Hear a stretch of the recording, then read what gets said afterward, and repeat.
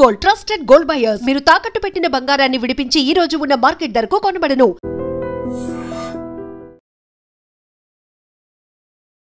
మనమైతే కూకట్పల్లి ఇన్ఛార్జ్ కాంతారావు గారు ఉన్నారు. సో వారిని అడిగి తెలుసుకుందాం ప్రచారం ఎలా జరుగుతుంది, ప్రజలు ఎలా స్పందిస్తున్నారు, ముఖ్యంగా దీపక్ రెడ్డి గారు వచ్చినప్పుడు ఎలా రిసీవ్ చేసుకుంటున్నారు అని.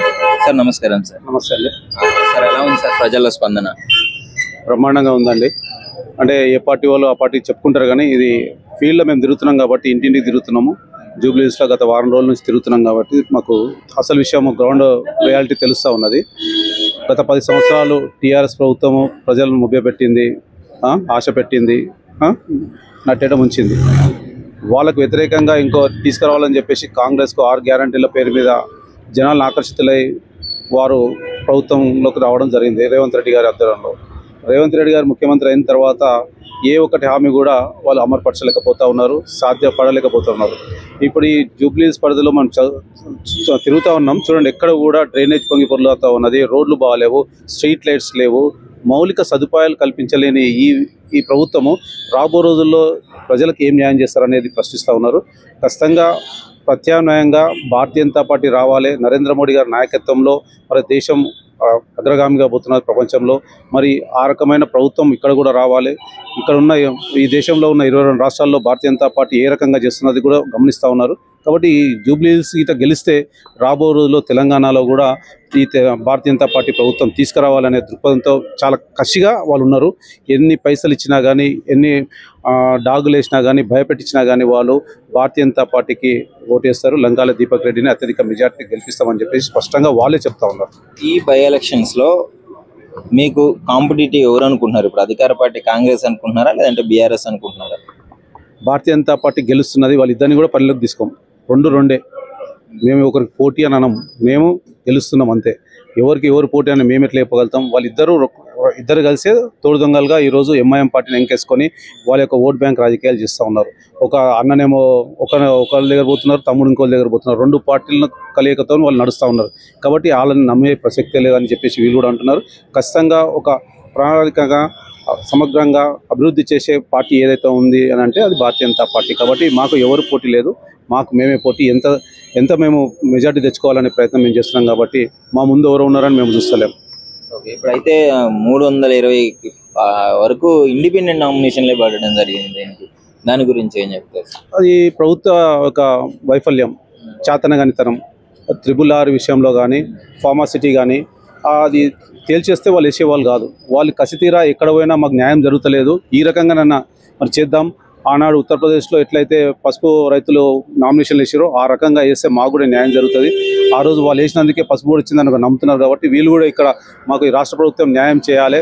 ఖచ్చితంగా అందరం కలిసి మనం న్యాయ పోరాటం చేద్దాం, అందరం నామినేషన్ వేద్దాం, మన యొక్క డెమోక్రసీని మనం కాపాడుకుందామని చెప్పే ఉద్దేశంతో వాళ్ళందరూ వేసారు. అది ప్రభుత్వ వైఫల్యంగానే మేము భావిస్తాం. సో మేడం, ముఖ్యంగా మహిళలకి మేము పెద్దపీట వేసాము, మహిళలకే పథకాలు ఇచ్చాము, మహిళలకి గొప్పగా చేశాము అని చెప్పుకుని ఇప్పుడు కాంగ్రెస్ ప్రభుత్వం ఎలా ఉంది, మీరేమనుకుంటున్నారు?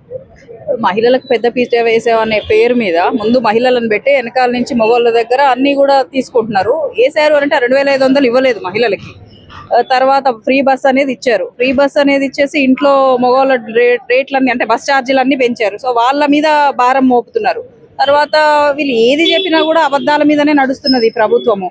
సెంట్రల్ గవర్నమెంట్ నుంచి వచ్చే స్కీమ్లే కదా ఆల్మోస్ట్ మొత్తం కూడా, గ్యాస్ కానీ, సబ్సిడీలు కానీ, ఇవన్నీ కూడా మన జిఎస్టీ మీద ఇచ్చినవి అన్నీ కూడా. సో ఏంటి మరి పరిస్థితి ఎలా ఉంది మేడం? ఇప్పుడు ప్రచారము క్యాండిడేట్లు కూడా అలానే ఉన్నారు. నవీన్ యాదవ్ గారు బీఆర్ఎస్ నుంచి, సునీత గారు మంచి పోటీనే ఇస్తున్నారని అనుకుంటున్నాం. మీరేం చెప్తారా? మేమైతే అనుకోవట్లేదండి. సానుభూతి మీద ఓట్లేయాలనేది టీఆర్ఎస్ది కనపడుతుంది. సానుభూతి కూడా ఎట్లాంటి సానుభూతి? ఇక్కడ మహిళనే తీసుకొచ్చారు, ఒక ఉమెన్ హస్బెండ్ చనిపోయారు, సపోర్ట్ చేయాలి పార్టీ, ఖచ్చితంగా చేయొచ్చు. కానీ ఆ అమ్మాయికి ఏ రోజు కూడా బయటికి వచ్చిన ఇది లేదు, తను పబ్లిక్ లో తిరిగిన ఇది లేదు. తర్వాత సమస్యలు తెలియదు బయట ఎట్లున్నాయి ఏందనేది. 10 మందిలోకి రాని అమ్మాయి సడన్ గా రావటం అంటే కొంచెం కష్టపడుతున్నది. సో కష్టపెడుతుందనే అనుకుంటున్నాం టీఆర్ఎస్ మెంతనని. తనకి ఏదో సపోర్ట్ చేస్తుంది అనేది వాళ్ళు చెప్పుకుంటున్నారు, కానీ అది సపోర్ట్ అని అనిపించుకోదు. సో ఏం చెప్పదలుచుకున్నాం మరి ఎన్నికల గురించి? మొత్తానికి ఎన్నికల గురించి చెప్పాల్సి వస్తే మేము ఇప్పుడు భారతీయ జనతా పార్టీ ఇక్కడ గ్రౌండ్ లెవెల్లో బాగుంది. తర్వాత మహిళలు ముఖ్యంగా ఇక్కడ ఈ కాన్స్టిట్యున్సీలో మహిళలు ఎక్కువగా ఉన్నారు ఓటర్స్.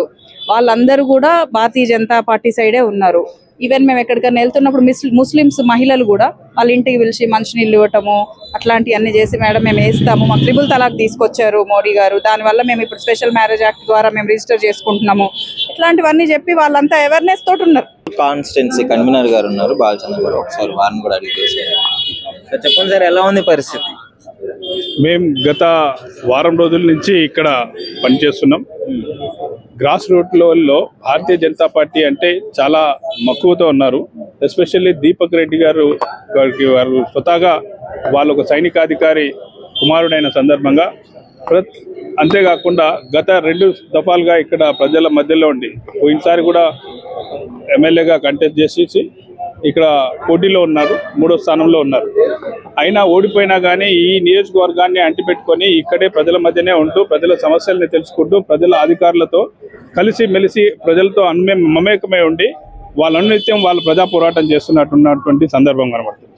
కావున ఇప్పుడు అనుకోకుండా ఈ ఉప ఎన్నిక ఇక్కడ రావడం ఆయనకు ఒక అవకాశంగా ఈ ప్రజలు జూబ్లీహిల్స్ ప్రజలు అనేది వాళ్ళకి ఒక అవకాశంగా ఇవ్వాలని కోరుతున్నాం. జూబ్లీహిల్స్ అనేది ఒక నియోజకవర్గమే ఒక విభిన్నమైనటువంటి నియోజకవర్గం. ఇక్కడ ఒకసారి అప్ సైడ్ ఉంటుంది, చాలా ఉన్నతమైన వర్గాలు నివసిస్తాయి. అట్లానే ఇంకా వేరే ఈ బోరబండ ఈ చుట్టుపక్కల ప్రాంతాల్లో చాలా గ్రౌండ్ లెవెల్లో చూస్తున్నాం. కడు పేదరికాన్ని అనుభవిస్తున్నటువంటి పేద ప్రజలు ఉన్నారు. ఇక్కడ రోజు కూలి వేస్తే పొట్టాడితేనే కానీ డొక్కాడనటువంటి ప్రజలు కనిపిస్తున్నారు. సో వాళ్ళందరూ కూడా ఈ 15 సంవత్సరాల నుంచి వాళ్ళు పడుతున్నటువంటి ఈ వాళ్ళ రోడ్లు మీకందరికీ గతంలో కూడా మనం చూసాం. ఈసారి వర్షాలు రావడం వల్ల కృష్ణానగర్ లాంటి పెద్ద పెద్ద కాలనీలే మునిగిపోయినాయి. వాటన్నిటికీ పరిష్కారం రావాలంటే భారతీయ జనతా పార్టీ ఒక్కటే ఈ భాగ్యనగరానికి పరిష్కారం చూపేటువంటి పార్టీ ఏదైనా ఉంది అంటే అది ఒక భారతీయ జనతా పార్టీ అని. ఎందుకంటే కేంద్రంలో ఇక్కడి నుంచి ఎంపీగా కిషన్ రెడ్డి గారు ఉన్నారు. ఈ సికింద్రాబాద్ నియోజకవర్గం నుంచి ఆ నియోజకవర్గం పరిధిలోనే ఈ జూబ్లీహిల్స్ వస్తుంది కాబట్టి ఆయన సెంట్రల్ నుంచి ఫండ్స్ తీసుకొస్తే జూబ్లీహిల్స్ ప్రాంతాన్ని ఒక గమనీయంగా ఒక మంచి నియోజకవర్గంగా ఒక మోడల్ హైదరాబాద్ జంట నగరాల్లో ఒక మోడల్ నియోజకవర్గం తీర్చిదిద్దాలంటే లంకల దీపక్ రెడ్డి గారు అనునిత్యం పోరాట ప్రజల కోసం ఉన్నటువంటి వ్యక్తిని గెలిపిస్తే ఇక్కడ ఉన్న ప్రజలు కూడా విఘ్నులు చదువుకున్న వాళ్ళు, వ్యాపారస్తులు, ఈ పేదరికంలో ఉన్నటువంటి వీరందరూ కూడా ఈసారి భారతీయ జనతా పార్టీకి ఒక అవకాశం ఇవ్వండి. మన నియోజకవర్గాన్ని జూబ్లీహిల్స్ నియోజకవర్గాన్ని ఒక మోడల్ నియోజకవర్గంగా తీర్చిదిద్దడానికి అతనికి ఉండే 4 సంవత్సరాలు ఉంటుంది, 3.5 సంవత్సరాలు ఉంటుంది. ఈ 3.5 సంవత్సరాల్లో ఒక విప్లవాత్మకమైన మార్పు ఈ జూబ్లీహిల్స్ లో రాబోతుంది. ఎలా ఉంది ఇప్పుడు జూబ్లీహిల్స్ బైపోల్ ఎలక్షన్ లో పోటీ ఎలా ఉంది? జూబ్లీహిల్స్ కాన్స్టిట్యూన్స్ లో మనకి ఇప్పుడు బ్రహ్మాండమైన మెజార్టీతో మేము గెలుస్తాం. ఆల్రెడీ భాజపా భారతీయ జనతా పార్టీ ఇప్పుడు బ్రహ్మాండ మెజార్టీతో గెలుస్తుంది. రోడ్డు వ్యవస్థలో కూడా ఆల్రెడీ నాళాలన్నీ ఓపెన్ లో ఉన్నాయి, ఓపెన్ వాల్స్ ఉన్నాయి. ఓపెన్ వాళ్ళ ద్వారా మనకు ఆల్రెడీ వాటర్ మొత్తం పొంగి పొర్లుతుంది. సో అందువల్ల మనకు ఆల్రెడీ ఇక్కడ మెజార్టీ మాకు వచ్చే అవకాశాలు ఎక్కువ ఉన్నాయి. చెప్తూనే ఉన్నారు కాంగ్రెస్ ప్రభుత్వం వాళ్ళు మేము చేస్తున్నాం అని చెప్తాను. కాంగ్రెస్ గవర్నమెంట్ చేసేది ఏమీ లేదు, ఓన్లీ చెప్పడానికి. ఇప్పటి వరకు 6 గ్యారెంటీలు ఇచ్చారు. 6 గ్యారెంటీల నుంచి ఓన్లీ బస్సులు ఒక్కటే కంప్లీట్ చేశారు. ఎందుకంటే ఇప్పుడు మీరు చూస్తున్నారు ఆల్రెడీ మనకు 300 మీరు చెప్పారు ఇంతకు ముందు 300 నామినేషన్లు వచ్చాయి. అవి ఎందుకోసం వచ్చినాయి? రైతులు వచ్చిండ్రు ఆల్రెడీ ఎక్కువ మట్టుగా. అక్కడ ఎవరు వచ్చారు? రైతులు రావడానికి కారణం వచ్చేసి రైతులకు ఇప్పటివరకు రుణమాఫీ కాలేదు, ఎందరికో రుణమాఫీలు కాలేవు. ఆల్రెడీ రైతు బంధు ఎందరికో పడలేదు. దాని కారణం వల్ల రైతులు కూడా ఓటు వేయడం జరిగింది, అది కాంగ్రెస్ ప్రభుత్వానికి వ్యతిరేకంగా. నెక్స్ట్ అయితే ఇప్పుడు బీఆర్ఎస్ నుంచి మాగంటి సునీత గారు గోపీనాథ్ గారు చేసిన కార్యక్రమాలు కావచ్చు, డెవలప్మెంట్ కావచ్చు, ఆమెకి సానుభూతి ఓట్లు పడే అవకాశం ఉంది అని మేజర్ గా చెప్పుకోవడం జరుగుతుంది బయట. దాని గురించి ఏం చెప్తారు మేడం? చెప్పాలంటే సానుభూతి ఓట్లని ఇప్పుడు నేను నా ప్లేస్ లో మా భార్య వస్తుంది సెట్ కాదు కదా. ఎందుకంటే ఇప్పుడు ఎవరిది వాళ్ళకి నాకు ఇచ్చి ఈయన పరిచయం ఉండొచ్చు, ఓకే, ఈయన నాతోనే మాట్లాడితే ఇంకొకరితోనే ఆల్రెడీ తక్కువనే. ఎందుకంటే ఫ్యామిలీ అనేది ఓన్లీ సింపతి ఓట్లే పడతాయి, అంతగానం ఆల్రెడీ రాదు. ఎందుకంటే ఆల్రెడీ ఇప్పుడు ఎవరైనా కానీ క్యాండిడేట్ చూస్తారు, అతను మంచివాడా కాదా అన్నది క్యాండిడేట్ మీకు. ఎందుకంటే శాసనసభ వెళ్ళిన తర్వాత కూడా అక్కడ మాట్లాడగలుగుతాడా, ఫండ్స్ తేయగలుగుతారా, అవన్నీ మాట్లాడే విధానం మీదకి వెళ్ళి మనం ఆల్రెడీ క్యాండిడేట్ ని ఎన్నుకోవడం జరుగుతుంది. నవీన్ యాదవ్ గారు అయితే ఫుల్ గా నామినేషన్ కి దాదాపు 1,00,000 మంది వరకు రావడం.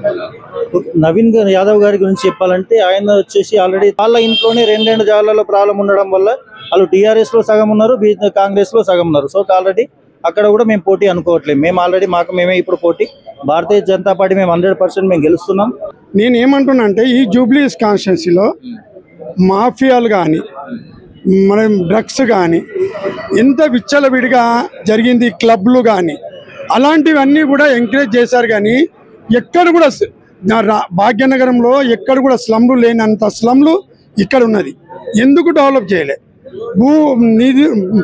నిధులు నియామకాలు అని చెప్పారు, నీళ్ళు అని చెప్పారు. ఎవరికి నీళ్ళు వచ్చినాయి, ఎవరికి నిధులు వచ్చినాయి, ఎక్కడొచ్చింది? సామాజిక తెలంగాణ వచ్చిందా? రాలేదు కదా. నేను ఒక విషయం చెప్తున్నాను. మీ గతంలో టీవీలలో మొత్తము యూపీ ఓడిపోతుంది, ఇక్కడ బీహార్ ఓడిపోతుంది, ఇటువంటివన్నీ చూశారు కదా.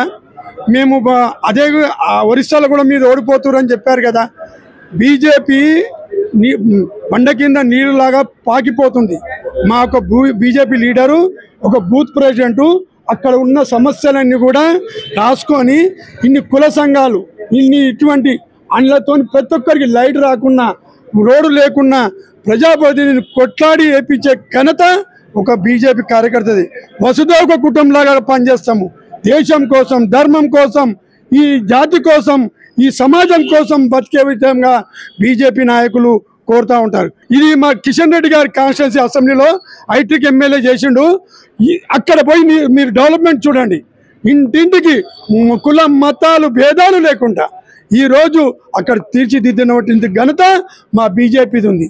ఈరోజు మీరు గెలిపిస్తేటైతే మీ అమూల్యమైన ఓటు, మీ పవిత్రమైన ఓటు బీజేపీ దేశభక్తి, రాష్ట్రభక్తి, సిద్ధాంతాలను గౌరవించే ఇది కాబట్టి వాళ్ళకే మీ అమూల్యమైన ఓటు వేయాలి. సో ప్రస్తుతం అయితే బోరబండ బస్ స్టాండ్ దగ్గర అయితే మనం ఉన్నాము. మన బీజేపీ కార్యకర్తలందరూ ప్రచారంలో అయితే ఓరుగా ప్రచారం జరుగుతుంది. దీపక్ రెడ్డి గారు అయితే ఆయనకి టికెట్ ఇచ్చిన తర్వాత టికెట్ ఇవ్వక ముందు వరకు చాలా సైలెంట్ గా ఉన్నారు. కానీ టికెట్ ఇచ్చిన తర్వాత మాత్రం ఒకసారి మీరే చూడొచ్చు ఈ ప్రపంచాన్ని, జనం ఎంతలా వచ్చారో. ఒకసారి ఇక్కడ కార్యకర్తలు కూడా ఉన్నారు, అడిగి తెలుసుకుందాం రెస్పాన్స్ ఎలా ఉంది అని. అన్న నమస్కారం. నమస్తే అన్న. ఎలా అనిపిస్తుంది ప్రచారంలో, ప్రజలు ఎలా స్పందిస్తున్నారు? చాలా బాగా స్పందిస్తున్నారు. ఈసారి మా అన్న గెలవడమే ఖాయమని తెలుస్తాను. 100%. పోటీ కూడా అదే విధంగా ఉంది కదా? అవును, పోటీ ఏం లేదు, పోటీ ఉన్నదని అంటే వాళ్ళు ఊహాగానాలు తప్ప ఈసారి గెలిచేది మాత్రం బీజేపీ. నవీన్ యాదవ్ గారు ఇండిపెండెంట్ గా కాంగ్రెస్ తరఫున కూడా పోటీ చేయబోతున్నారు. వాళ్ళ గురించి పబ్లిక్ అందరికీ తెలుసు. ఎన్నిసార్లు ఓడిపోయినాడు, ఈసారి గెలిచాడన్న గ్యారెంటీ ఏముంది చెప్పండి.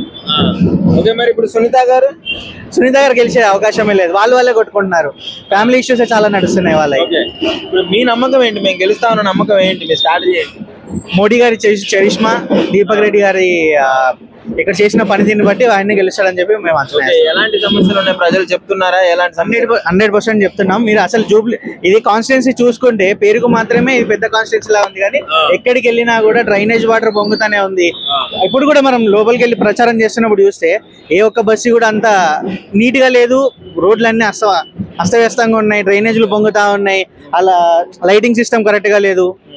చాలా ఇబ్బందులు ఉన్నాయి ఇక్కడ. ఇవన్నీ దీపక్ రెడ్డి గారు వస్తే సాల్వ్ అయిపోతాయా? 100% సాల్వ్ అవుతాయి.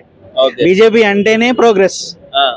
నమస్కారం. నమస్తే అండి. సో ఎలా ఉంది పరిస్థితి? ఇప్పుడు ప్రచారం హోరుగా సాగుతుంది, ప్రజలు ఎలా స్పందిస్తున్నారు? ముఖ్యంగా ఈరోజు భారతీయ జనతా పార్టీ వైపు యావత్ రాష్ట్రం మొత్తం చూస్తా ఉంది ఈ యొక్క ఎన్నిక కోసం.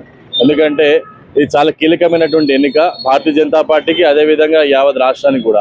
మనం చూస్తూ ఉన్నాం, ఈరోజు గమనిస్తూ ఉన్నాము, లంకల దీపక్ రెడ్డి గారిని ప్రకటించిన తర్వాత ప్రజలు ఒక మంచి విశ్వాసం వచ్చింది. గతంలోనే లంకల దీపక్ రెడ్డి గారిని మనం ఓడగొట్టుకున్నాం, చాలా తప్పు చేశాము.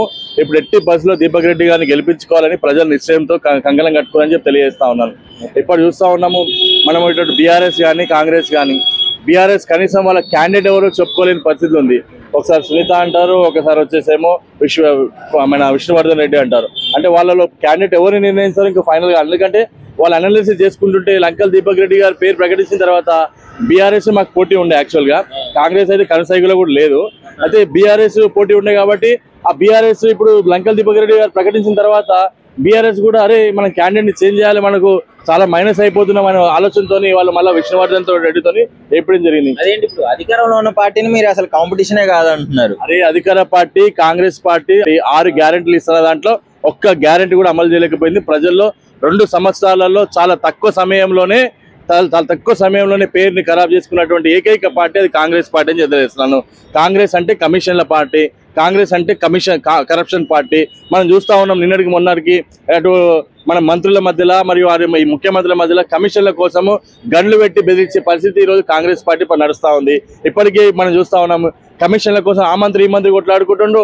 మరి ఇప్పటికే బీసీ డిక్లరేషన్ అని చెప్పి కూడా బీసీలని మోసం చేసినటువంటి ఏకైక పార్టీ అని కాంగ్రెస్ ని భావిస్తున్నారు కాబట్టి కాంగ్రెస్ కనసైగలు కూడా ఉండని చెప్పి తెలియజేస్తా ఉన్నాను. And don't forget to subscribe to iDream. And for more videos, please subscribe to iDream. Please subscribe to iDream. Please subscribe iDream. And please subscribe to iDream. For more videos, subscribe to iDream. please like, share and subscribe to the channel. Congratulations iDream. Subscribe to iDream. Subscribe to iDream. So subscribe to iDream Media. iDream ki iDream team andarki huge congratulations. Please subscribe iDream Media. Please subscribe to iDream. Subscribe iDream. Please subscribe to iDream. iDream అంటే నా కళల channel subscribe చేసుకున్న నోరు తిరుగుతలేదు మీరైతే గంట గుర్తు కొట్టండి. For more such videos, please subscribe to iDream. Subscribe to iDream. Please subscribe to iDream. Please subscribe iDream Media. Please do subscribe to iDream. Please subscribe to iDream Media. For best entertainment and information, please subscribe iDream.